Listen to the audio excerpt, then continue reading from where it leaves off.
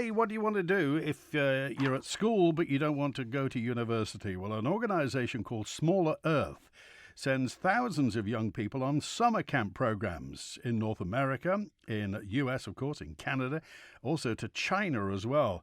And Roisin Quinn is with us today. Roisin, how long have you been involved with Smaller Earth?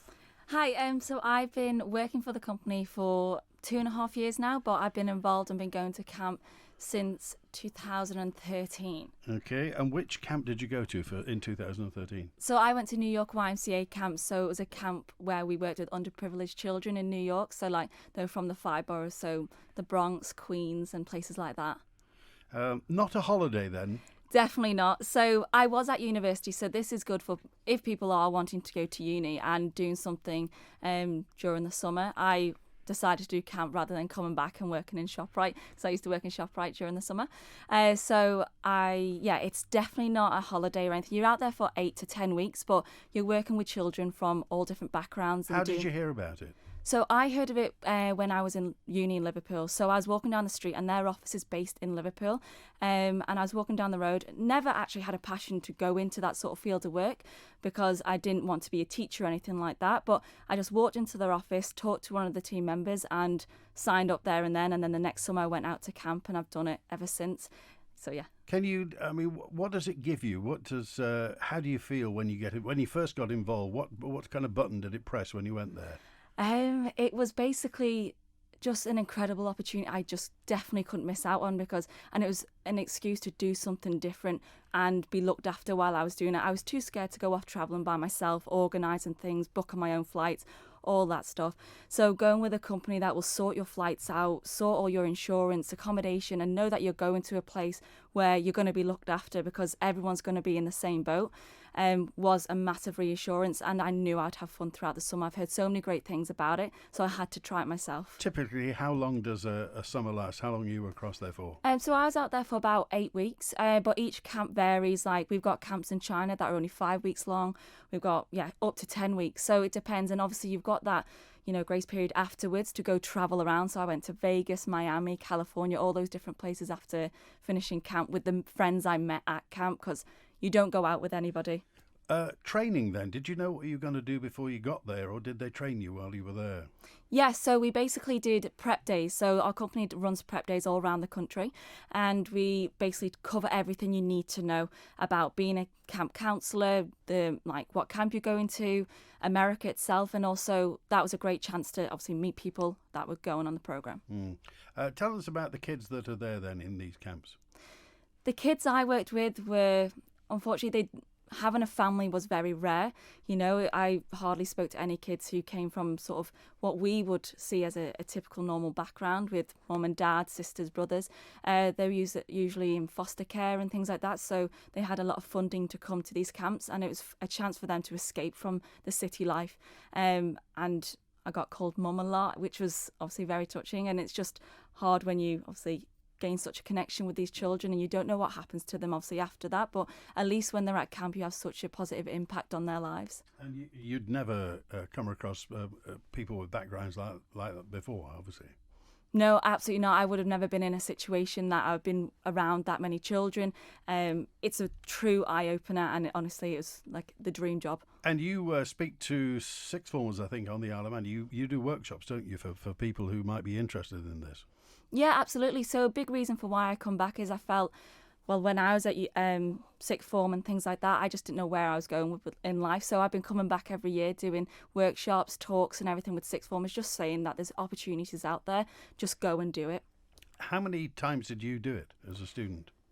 So I've done it for 3 years. So I went in 2013, 14, 15, and then I didn't come back on my third year. It inspired me to go further and go travelling around the world.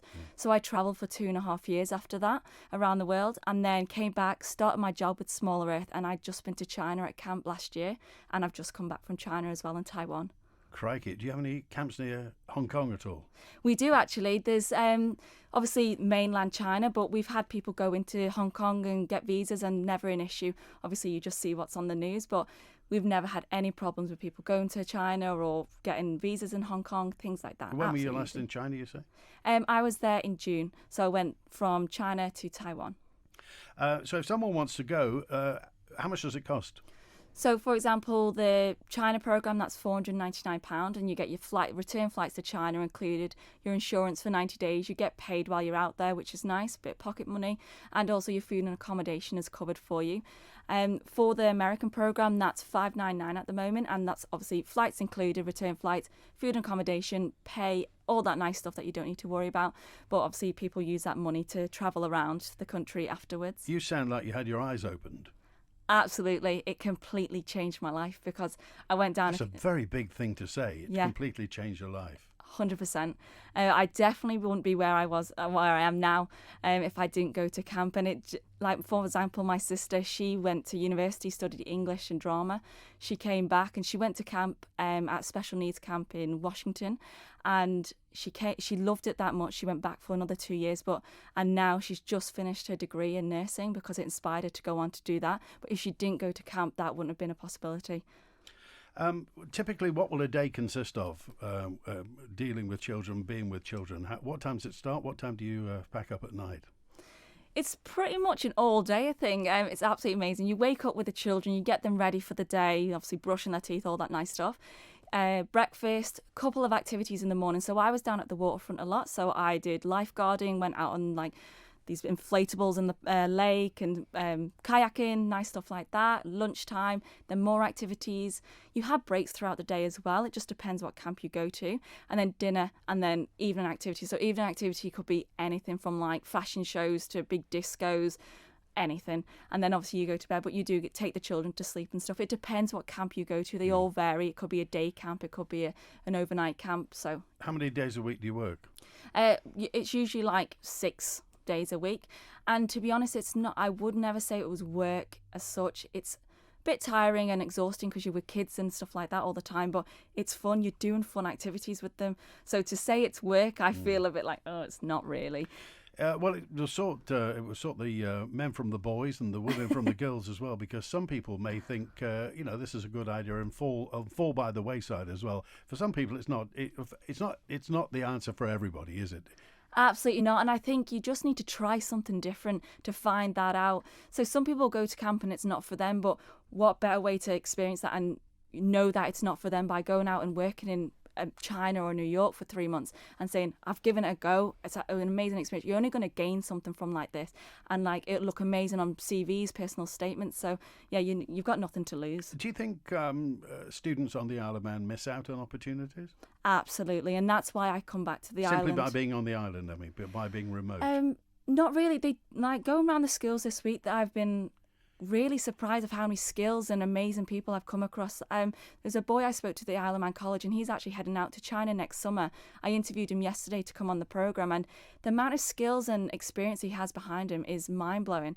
So the opportunities on the island are incredible, but I feel like there could be more for them, or like things like this, because I didn't hear of it until I went to the uni, and I spoke to a lot of students over the week, and I say, who's heard of Camp in America or Camp in Canada, Camp in China, and no one raised their hands really. So whereas if you go to a university or school in England, most of them, 90% will have like raised their hands. You do travel workshops, don't you?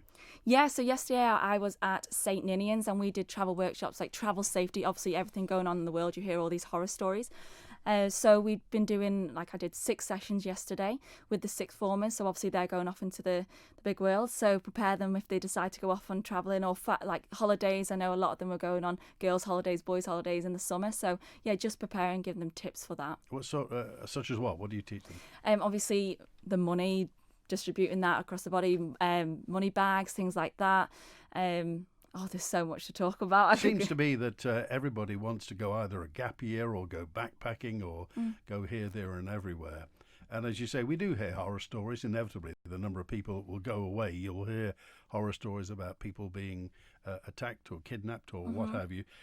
Is there a rule of thumb to stay safe? No, I don't. I think obviously it's awful, the stories you do hear. I think it's been Streetwise as well, and not being, obviously, everyone backpacking, they'll probably go out and have a few drinks and stuff. It's just being sensible and being around people all the time and just being wary of who you're talking to. And it's hard because you don't obviously want to if you sit next to somebody, you want to have a nice conversation. It's lovely to meet new people, but you don't want to like go, you are going to be a bad person, you're going to do something horrible to me. You don't obviously want to put that on them straight away.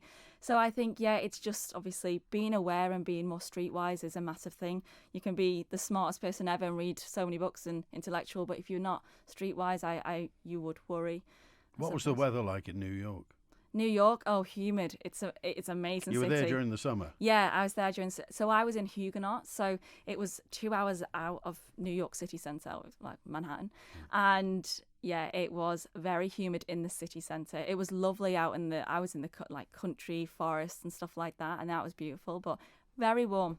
Okay, so Smaller, what's the website for Smaller Earth, by the way? It's smallerearth.com. So you'll see all our programmes on there. We do volunteering programmes out in Ghana. My colleague's actually going off to Ghana soon, and he's going to experience it. So yeah, we do volunteer programs and things like that as well. So just tell us a bit more about China. Whereabouts do you operate in China? In China, so we do have a base in Hangzhou, and then it's usually around, like, mainly down the east coast. So we've got them in Shanghai, Beijing, Kunming, Guangzhou, Qingdao, like loads of places. And we did have one in Inner Mongolia as well, so I was lucky enough to go up there. So yeah, we have them pretty much all over China, so that's pretty cool as well. Sounds like you got the bug. Yeah. You like travelling? Absolutely. I wouldn't have been interested in it if I didn't go to camp that first year. It sounds cheesy and crazy, but if I didn't go, I wouldn't have. I got to stay with all my friends from around the world that I met at camp. And I was lucky enough to meet my partner at camp in New York. So we got to travel the world together. And it's because like-minded people, you're going to go there and meet like-minded people. And that's the beauty. It's this magical bubble. You can't explain it. It's just, yeah, absolutely incredible. Okay, that website again is smallerearth.com. Smallerearth.com. And just once again, the cost, how much did you say it cost? So with the American program, it's $599. The Canada program is $379, and then you don't flights aren't included in that one because obviously you don't need a visa, so you can go off traveling for as long as you like afterwards. So people like to book their own, and then for China it's $499. Okay, it's good to talk to you. So when are you off again? I'm going back to Liverpool on Monday morning. That doesn't count. Yeah, so who knows where my next destination will be, but hopefully somewhere like Dubai maybe. And when are you back on the island again? Back on the island at Christmas time. Okay, it's good to talk to you, Roisin. Thanks for being with us. Thank you so much. Okay, look at that.